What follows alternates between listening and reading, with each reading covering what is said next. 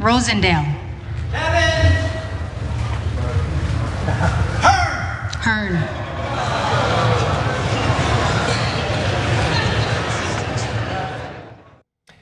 So things didn't necessarily go on day 4 exactly as Kevin McCarthy would have wanted, at least up until the 13th vote, which he lost, even though he was able to cut the opposition by more than half. And we're gonna project forward where that might go. But first of all, here are some of the names that did flip in this 13th round of voting. You can see a number of different flip names there. The final vote, Victoria Spartz, had been voting present for some of them, but she was always gonna vote for Kevin McCarthy, so that one doesn't necessarily count. But Andy Harris eventually signed on as well. And that left us after 13 votes. It's crazy that it got to that many, with just a few people remaining. Matt Rosendale, Andy Biggs, you got Lauren Boebert, Matt Gaetz, and Crane as well. So that core 5, which is just enough with everyone in attendance for Kevin McCarthy to not become speaker. If they hold strong, then he will not be speaker, regardless of their threats or their offers or their phone calls from Donald Trump or whatever. But he says that he has the votes. They're gonna be coming back at, I believe, 10 p.m. Eastern, I think it might be. 10 p.m. Eastern, 10 John. p.m. Eastern. I have dramatic announcements in a minute. Keep going. Well, when that happens, they will at least have the 14th vote. If that doesn't succeed, he has already said that it is possible they will be called into session throughout this weekend to make sure that actually happens. But he says he has the votes. He already did the counting. The 14th will be it. What do you both think? All right, first dramatic announcement. It looks like Kevin McCarthy is going to be Speaker of the House. Is it premature after he's 0-13 so far? Yeah, of course, a little premature. That's why it's a slight prediction, but it's not a very bold prediction. Dramatic announcement number 2: Matt Gaetz looks like he's on the ropes. McCarthy used to be on the ropes, but now Gaetz is, and he's starting to sound conciliatory, which is very unlike Matt Gaetz. So it looks like him and Boebert are now beginning to come to terms with that they might lose. Now, let me show you one of the reasons they might lose. Let's go back to that list of the Republicans who have flipped. First of all, the fact that it is this large is obviously relevant, but I want to point out a couple of names on there. So number 5, Donalds. He was a very important part of the holdouts. The fact that he has buckled, actually I think is slightly predictable but important. Number 10, Chip Roy, big flip. So he's one of the most conservative members of Congress. The fact that he has flipped is super relevant. But number 12 there, that's the big one. Paul Gosar. And Gosar is a bona fide lunatic. If Gosar is flipped, this thing is probably over. He was supposed to be one of the die-hard holdouts against McCarthy. There are 2 Republican Congress people that are not in Washington right now. That's why they're waiting for them for the 10 o'clock vote tonight, okay?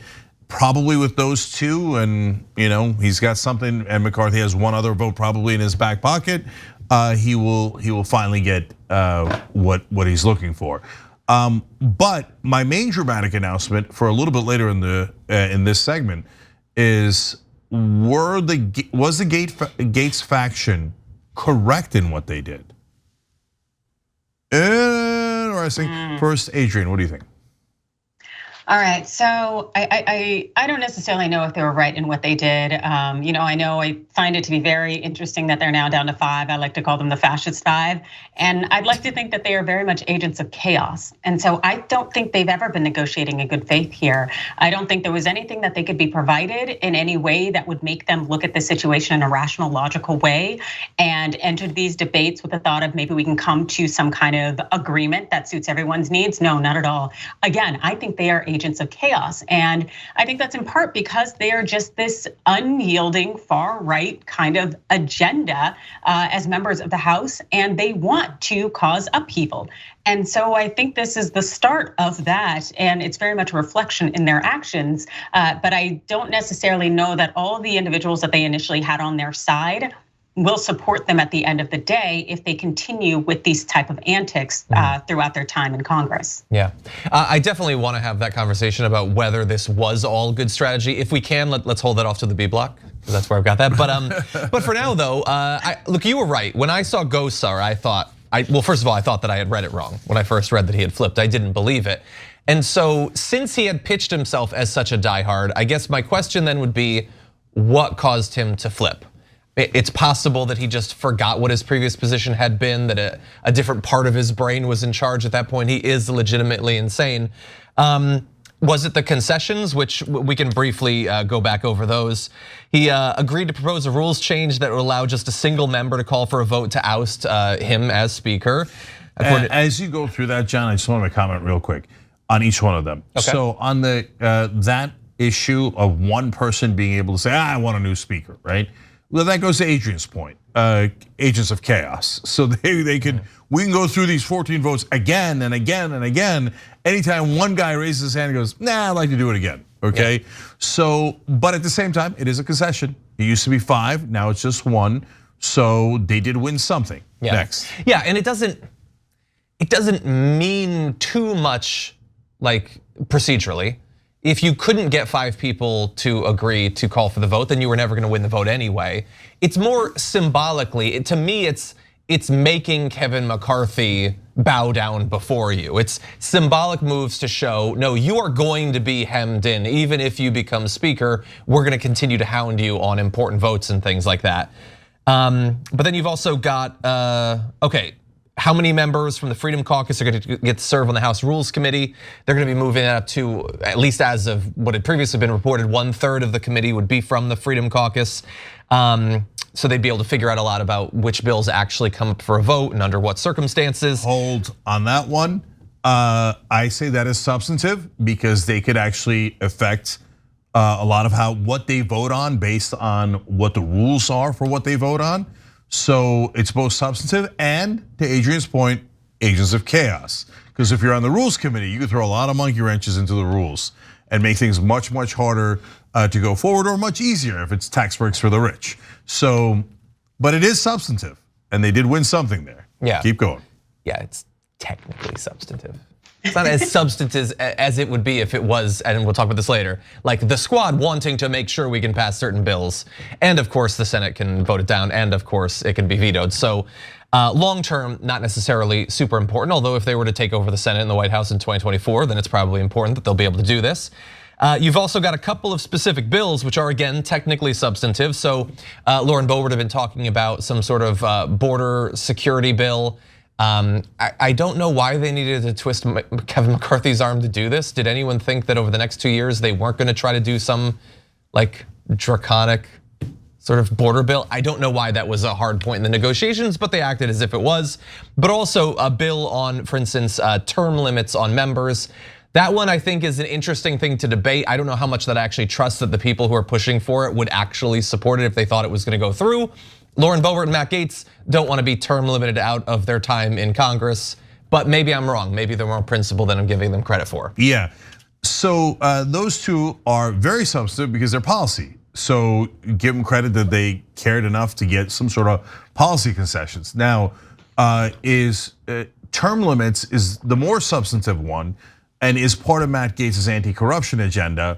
It's the worst part of Matt Gaetz's anti-corruption agenda. The other 4 items are actually pretty good, okay? And term limits is debatable, but it was the weakest of his proposals. So they took the weakest anti-corruption one. Yeah. And don't worry, they know the Senate's gonna vote it down anyway, even if the House passes it. So it is a little bit of showmanship for sure.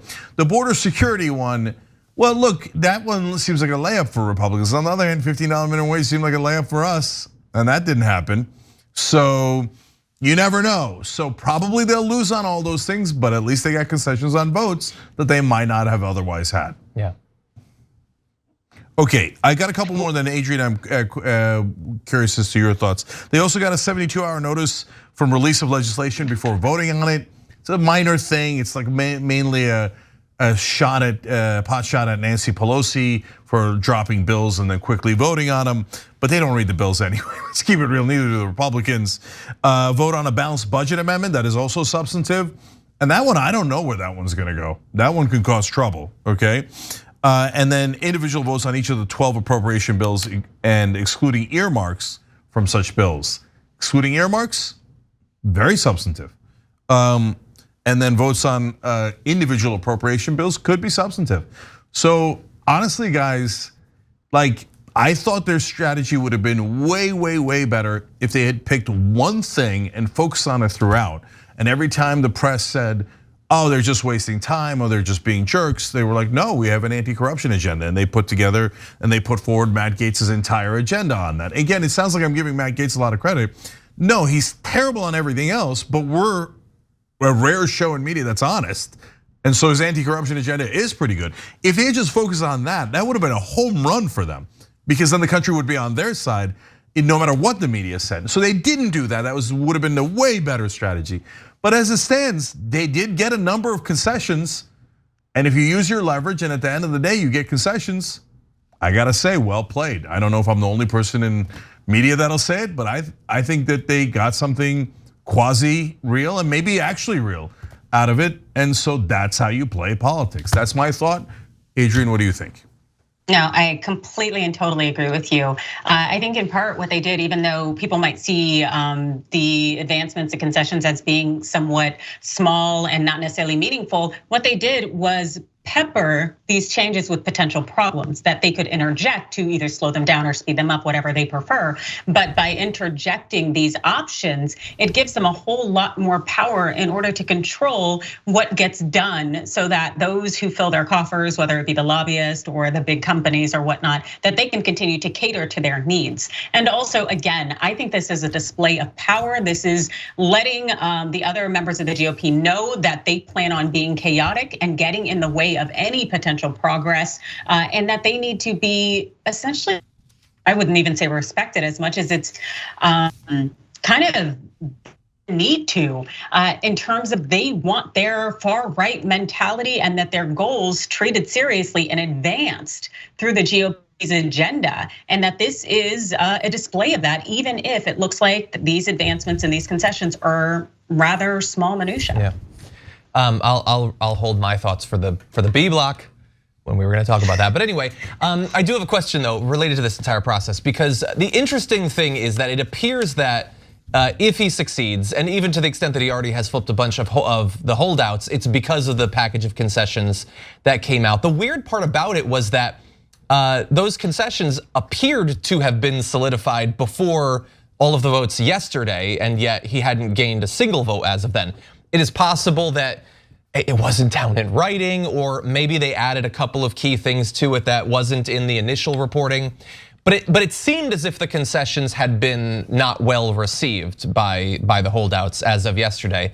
I'm also curious about, like, Kevin McCarthy, if he gets the speakership tonight, or even if he gets it tomorrow or next week or whatever, eventually people they'll forget about this. It'll be a historic footnote or whatever. His reputation will be what it's gonna be. I think that a lot of trouble still lies ahead, even if he becomes the speaker. There's no reason to believe that these holdouts or some portion of them won't do this same sort of thing on every one of the appropriations bill and the debt ceiling lift and God knows what else, any other thing where the government actually needs to function. What I'm curious though is Donald Trump, remember, he had made those calls, personally appealed to each of these holdouts. And unless that had a delayed effect, just like the concessions, that didn't move a single person. So if Kevin McCarthy wins, then maybe it was a good strategy overall that Donald Trump encouraged people to vote for him. He can say, hey, I endorsed him. I look good, don't I? But his endorsement didn't appear to have moved the needle at all. And I wonder, will that be lost on people? What do you think his reputation, what hit might it take coming out of this? Yeah, so I think Trump is totally irrelevant in this, for better or for worse. Like, so I don't think he moved the needle. I don't think he got hurt any much worse than he already was. The only way he's really gonna get hurt is right-wing media, and they have turned on him. We've talked a lot about that, but I don't think this affected him much at all. I think two things that changed between the 12th vote and the 13th vote was that, no, I think that McCarthy did add a couple of extra concessions to the list as far as I saw. And what he might have also done is say to people like Gosar, okay, fine, not only are we gonna have 3 instead of 2 Freedom Caucus members on the Rules Committee, but you're gonna be one of them. Dear God. Right, and so those are the kind of, wheeling and dealing that, by the way, they're kind of supposed to do in politics to get to a deal and to get to a compromise. So, but I don't want anybody to get what I'm saying wrong. I thought if it ends like this, I think actually the hard right wing did play it right. But what difference does it make? I mean, they're all competing about who's going to serve the rich more and better and shovel even more trillions of dollars over to the rich donors. So, like Matt Gaetz did a big fiery speech about how the only reason Kevin McCarthy is getting votes is because he raised $500 million and he's the LeBron James of special interest fundraising. That's all true, and I'm glad he said it. And by the way, on that, he has more courage than progressives do. He was very clear about that. We'll talk more about that on the show. But having said that, what difference does it make? Because Matt Gaetz is going to say, I'm now going to use the extra power that I have to get the rich even more money. Yeah. Well, then it's Kevin McCarthy agrees with you anyway. You guys are having a circle, you know what, about who can pleasure the rich more. It's so substantively on policies that pass at the end of the day, it will have no effect at all because they're all deeply, deeply in love with their donors. Yeah. And it did seem like Trump getting involved here actually hurt him more than anything in terms of having Lauren Boebert and Matt Gaetz be dismissive of whatever Trump wanted and saying he got it wrong. It essentially said you are not the leader of the right anymore and your thoughts are not relevant here. And so I really think that it made Trump look as minuscule as he is. And it said that you don't play a role and we are doing what we want to do, notwithstanding whatever your thoughts are. So I actually think it hurt him more trying to get involved and McCarthy trying to get him involved in some way, thinking that it would sway people. Yeah. We're gonna see. I mean, I also, one final thought, I do wonder some of those possible last minute concessions, like you said, like whether it's the spots on the Rules Committee or I think it was Harris wanted some subcommittee of appropriations, wanted to be the chair of that. Maybe he got it, I don't know yet, we won't know for a little bit, but if he did, and if Kosar got rules or whatever, then somebody didn't. The people who actually stuck with Kevin McCarthy, who might have had far more seniority than these chuckleheads, they've now been pushed out. They can look forward to 2 years of continuing power amongst the craziest members of the caucus. I'm wondering what some of his longtime allies are actually thinking about this process coming out of it. Yeah, they're not going to be too happy. That's why they hated those 20 guys so much. Yeah, because it was personal for them. Thanks for watching The Young Turks. Really appreciate it. Another way to show support is through YouTube memberships. You'll get to interact with us more. There's live chat emojis, badges. You've got emojis of me, Anna, John, JR. So those are super fun. But you also get playback of our exclusive member-only shows and specials right after they air. So all of that, all you gotta do is click that join button right underneath the video. Thank you.